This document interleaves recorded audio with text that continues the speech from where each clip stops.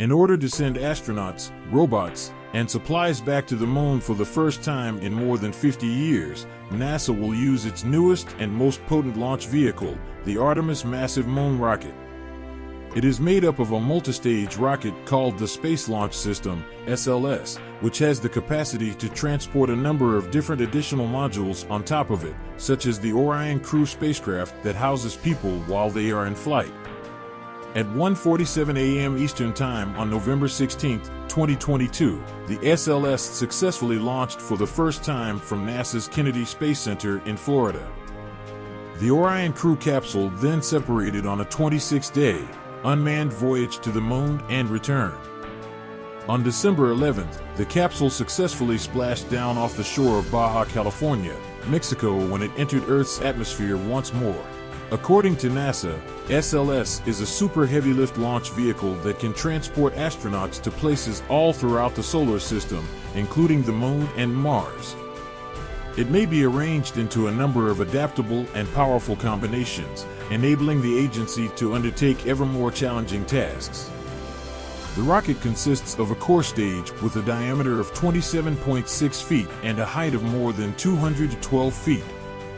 The core stage will be 5.75 million pounds in weight and 322 feet tall when the Orion crew capsule is attached to it, making it taller than the Statue of Liberty. The SLS can travel at speeds of 24,500 miles per hour and has two solid rocket boosters attached to its side, which is fast enough to escape Earth's gravity and travel to the moon or beyond. The Space Shuttle's original 4RS-25 engines are employed to power the core stage.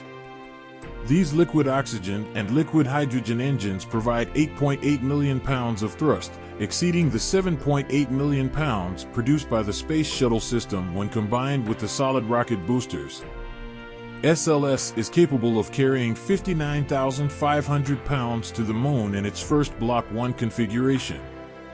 Block 1B Crew, the following configuration, will increase the rocket's thrust by 97,000 pounds and make it taller than the Saturn rocket that launched the Apollo astronauts to the moon.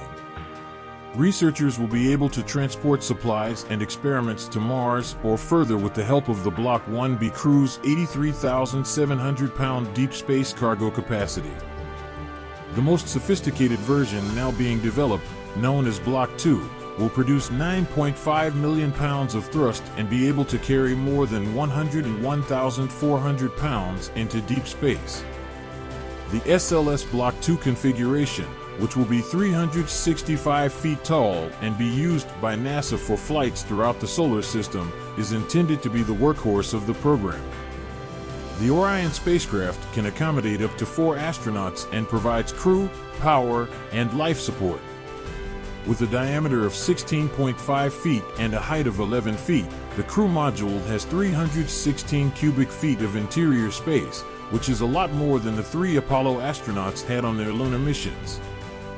The vehicle's outer layer is made up of 1,300 thermal protection silica tiles, much like those used on the underside of the Space Shuttle, and is primarily built of aluminum alloys.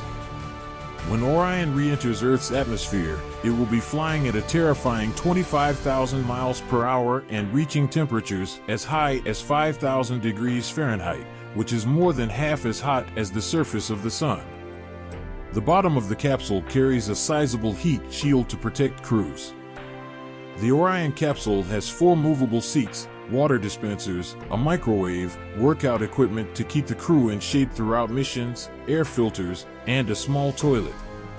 Astronauts will be able to seek cover in 2 sizable lockers at the capsule's floor in the event of a blast of hazardous solar radiation. The NASA Artemis program, which includes SLS and Orion, aims to send the first woman and the first person of color to the moon by 2026 and eventually create a permanent crewed presence there. The Artemis 2 mission, which will launch in 2024, will fly men around the moon but not on its surface. NASA intends to use the Artemis 3 mission, if that mission is successful, to put humans on the moon.